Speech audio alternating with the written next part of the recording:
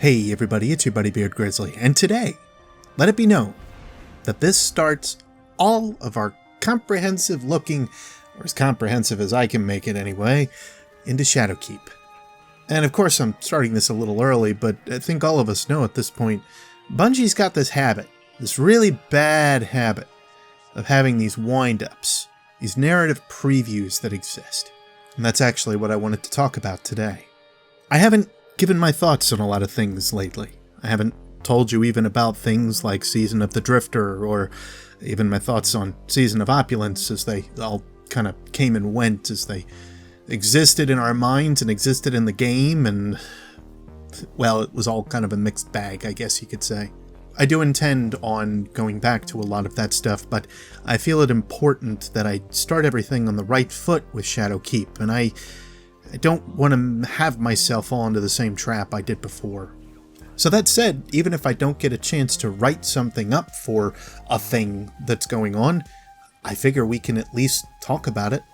I don't see that as a problem, unless somebody else does, and I'm absolutely off my total kilter here, but that's for the comments section, I guess, to fight over. To those of you that might just be cluing in for this and have kind of been skipping out on the rest that's been going on the channel, well, it's kind of understandable in a way. It's been a lot of revisit into a lot of old stuff.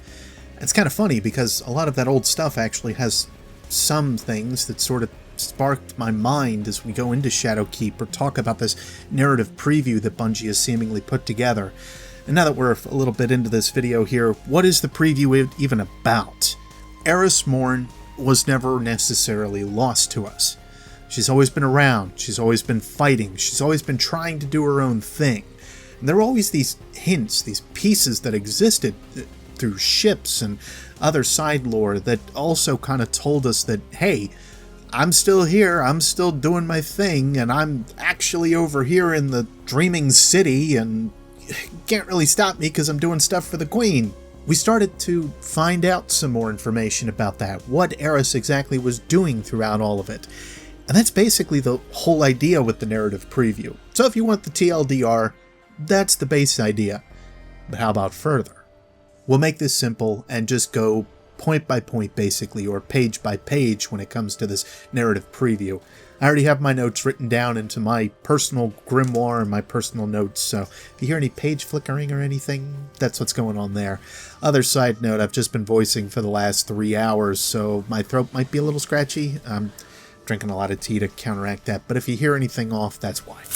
Anyway, Chapter 1 of the narrative preview starts off with a conversation between Ikora and Eris. It soon turns into one between 3 members, which is Zavala as well, but this ends up being one questioning where Eris is going, what she's doing, what her motives are about, now that everything is really done and over with after Age of Triumph, after Oryx has been put down, after Crota's been put down. But Eris is still haunted by the whispers that she hears. She's still haunted by the problems that exist within her mind and her time spent in the Hellmouth. All of these things effectively build and bubble within her, and when all's said and done, she just can't keep it up. She has to break away from the tower. She has to go and do her own thing. Previous to this conversation, we can actually go back to the grimoire entitled Eris Morn, which is actually under the Legends and Mysteries category. I actually just got done reading that, so that's why it's kind of fresh in my mind, if I'm at all honest. This card depicts a conversation between Eris and Asher Mir, though Asher isn't really conscious through all of it. She feels that, however, he knows that a storm is coming because, well, she told him in so many words, even if he was just in a coma. There are a few very interesting lines that exist within this, like that of Eris calling out Zavala for the whispers that he says throughout the tower, and how basically he still conspires to get rid of her and he doesn't trust her and so on. And I'm sure a lot of that has to do with the speaker still being around at this point with Zavala, and those two got along way too well. And it was obvious by that fact, especially when it came down to people like Eris, who, after all that she had done for us, all the wisdom she imparted and all the things she knew about, he still didn't trust her. Unfortunately, that doesn't really paint a very good picture of the Titan Vanguard, and that becomes a problem, basically, as we go along through most of these entries. Would it be any different if Eris and Zavala saw eye to eye? The answer, I think, is already painted here, which is no. Eris already has her mind made up. She's going to go off and do her own thing and go through whatever hell it is she needs to uncover or find and drift through it in order to figure out what the next steps are in this coming storm that she talks about. She also speaks on the other sisters of Oryx with Savathun and Zivu Arath, and at this point, it's got to be noted, she knows that they're coming, she knows that they're there. And granted, of course, we know about the Books of Sorrow, and we know that she read those as well, so I have a feeling that's where a lot of this information comes from. Whether she knew about them already being within our system, or at least Savathun, remains to be seen. If it was just, I've got to prepare for this storm that's coming, and everybody else can just kind of wait for it because no one else believes me, and that's fine, that, again, remains to be seen. But that's when we get into Chapter 2. Chapter 2 is entitled The Black Needle. There's a couple different things that can be kind of pursed from that, like the needle ship and everything, and I know that's one of the first things, at least, that came to my mind when I read this. But in addition, of course, this also is something that calls back to how the hives sort of act. There's a few other things that work with a needle in place. Threading a needle, threading how they weave their souls within existence and such. I'm thinking back on the twin sisters in particular here with Ir-Halak and Ir-Hanuk, and how they're more death weavers and similar. It's imagery more than it is much else. Eris, however, goes to a place and it doesn't necessarily seem to be right. The first hallways that she visits are covered in that typical hive grime and egg walls and everything that we're used to seeing every time we end up seeing the hive. Good old-fashioned we've woken the hive jokes here or something. But as she goes through this area, she starts to become haunted in a way with all the shadows of her fallen fire team members from the past, from the first Crota fire team. They include Ariana, Valtarlo, Omar Aga, all of the others that basically existed, and a few others that are very important to her, ones of Ariana especially, and even the voices of Toland. The question is, are any of these real, or are they simply illusion that are trying to throw Eris off?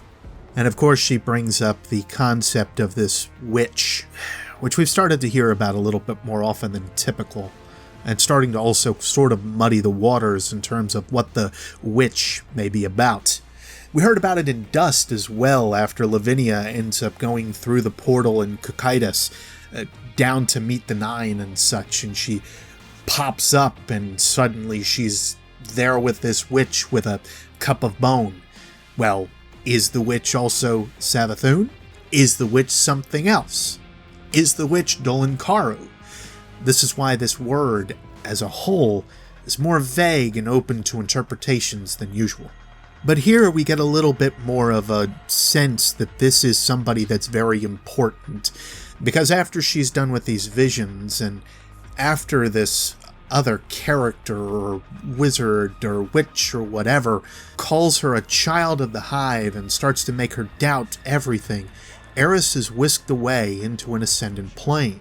There's two things that are prominent within that plane.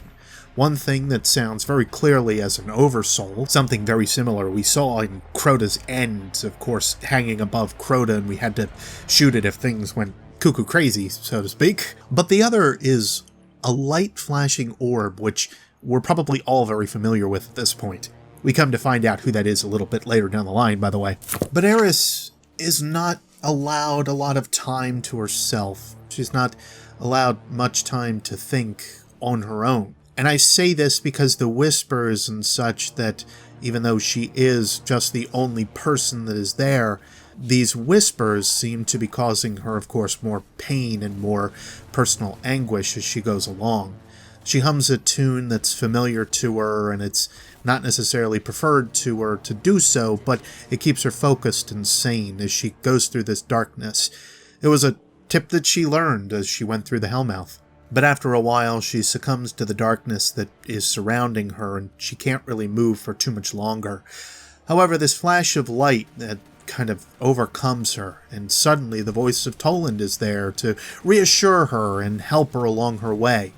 She questions if it actually is Toland or not, but after some time she figures out that it actually is.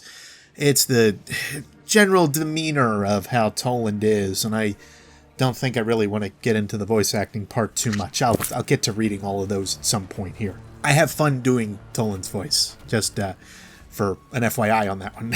But Toland brings up a couple things that are very important to think about, and they're ones that I think I've sort of talked about previously on this channel before as well.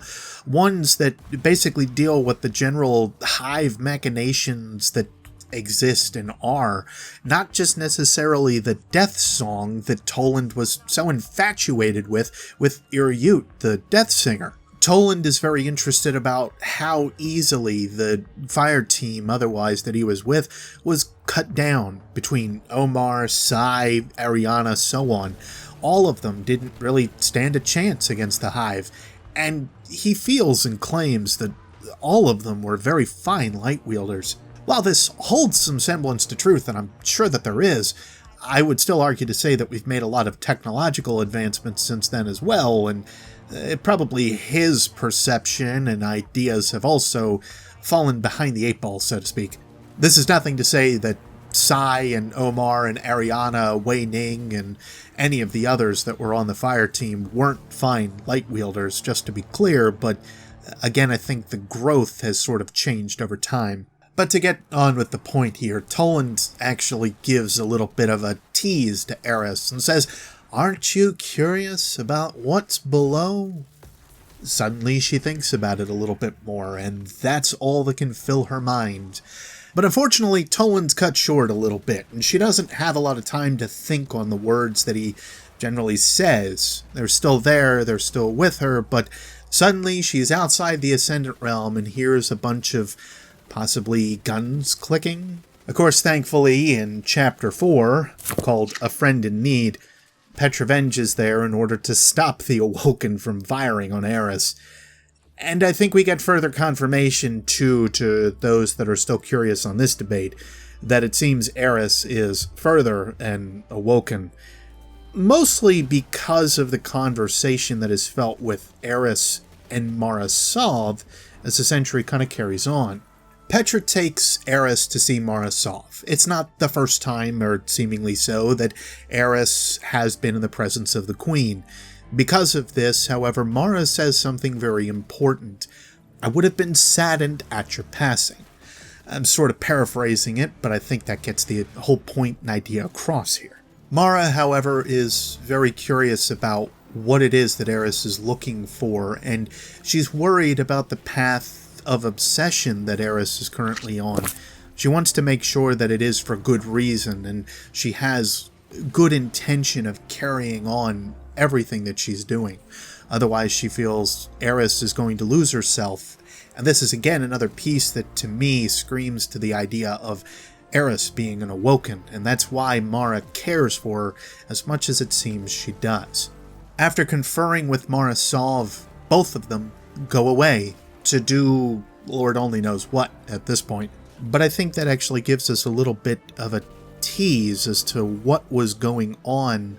I'm stuck here trying to think exactly what the entry was called that dealt with the two queens or two people fighting each other, and now I can't for the life of me remember what it was. Per usual, I feel I'll remember at the moment I end up stopping recording this, and that's just my luck, but I guess that's what the edit button's for. If you're not familiar with what I'm talking about, I believe there was an entry in the Season of Opulence that was given to us that basically talks about how there are two out on the edge of the universe and they are both fighting this great war and so on.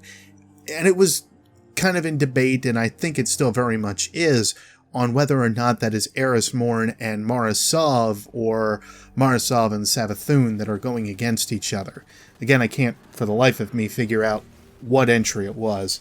Then again, it may have also been in Season of the Drifter, and I'm just really misremembering it, but anyway. I hope that somebody can think of that entry, because I sat here for about an hour trying to remember what it was, and I just can't. So, if you think of it in the comments, let me know. Now that I've straight derailed everything, my whole point in bringing that up is to simply say that Mara Sov and Eris Morn go out and hunt for stuff. They try to figure out the means to fight against this coming storm that Eris continues to talk about, and it ends up leading to a couple different things. One, we find out that they have this deeper understanding and knowledge of what the light and dark really are about. So this previous idea of the Awoken themselves being this transcendence past both of the typical or menial understandings that they are, might actually not have been as continuously grand as we thought, which is weird to kind of say in and of itself. Anyway, regardless of that, they at least say that there are some means that they can showcase to us on the whole, but it'll mean nothing if they don't end up saving the whole of the solar system or the whole of the universe and so on to weather against this storm, to take the storm out. But that leads to the climax of this entire entry, and I think to this whole series, which leads us to Shadowkeep as a whole in a lot of rights.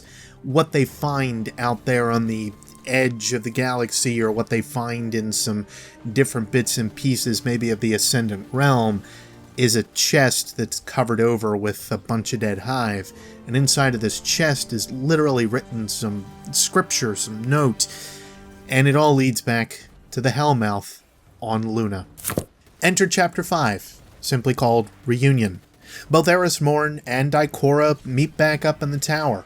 Eris comes back from wherever she's been, and she doesn't even really get a chance to talk with Ikora about where she has been and what she's been up to. It just breaks down into Eris doing her normal thing, going off and trying to be all heroic as typical without her ghost, and knowing that she needs to really dig into what the Hive are doing. And granted, this is important for a big reason. They already see, the Vanguard already sees this keep that is now formed on Luna. And they're unsure why it's important or why the Hive have it. And this keep is just causing a lot of problems already. But Eris already has some ideas. She hears those whispers. That's the important thing about Eris to begin with. Those whispers are what drive her. And be it some corruption from Savathun herself or some other means is unknown. And in addition to that are the eyes that Eris uses, that she's implanted in herself in some way different, or allow for some sight through Savathun in some way. All of these questions could possibly be answered in Shadowkeep, and I think that's what's very interesting about this narrative preview. And in addition, all we can really do is speculate for the time being, which is, quite honestly, half the fun. Realistically, I think I'll leave my thoughts there for now. As I said, there are a couple of extra linking pieces that are out there, and I'm trying to remember all of them off the top of my head. I really do like just being able to sit here and talk with you about these things and not always have a written script in front of me. And for something highly invested in speculation, as most of this narrative preview and anything related to Shadowkeep is at this point, I think that's for the best. There are plenty of things that we could look over in trailer analysis and some other bits and pieces, but being that I'm also trying to see Shadowkeep in a pure light and not spoil it for myself, I actually don't have a lot of input for that stuff. But I did want to at least read what's to come. But anyway, as always, you guys know that I love to hear what you think about in those comments below, and I really am interested at this point. What is it that you think is coming with Shadowkeep? Do you think it's all going to be Hive-based after all, even though they've kind of touched on the ideas of the Vex and we're going to have some more stuff going on there with the gardens and everything? Or is it really going to turn into something very Vex-based and we're going to see a lot wrapped into that? I don't know. There's a lot of thoughts spinning in my head right now. I know that for sure. I will say that I think the narrative preview kind of quieted it a little bit, however, which is kind of ironic when you start talking about Eris and whispers. But I will say that I think that there is plenty that we can kind of consider as we go along. That is one reason that I am continuing to read the old grimoire as I am, because I think there's been several people that have already commented already that it's done them a lot of good going into Shadowkeep, knowing what's to come and where we're going and what stuff existed previously. It kind of puts everything back in perspective to know that even if this wasn't all planned as we go into the next chapter of Destiny, the writers are trying their best to tie it all back in and together. But anyway, before I keep going here, to every one of you, no matter when and where you are, I'll see you next space time. Take care.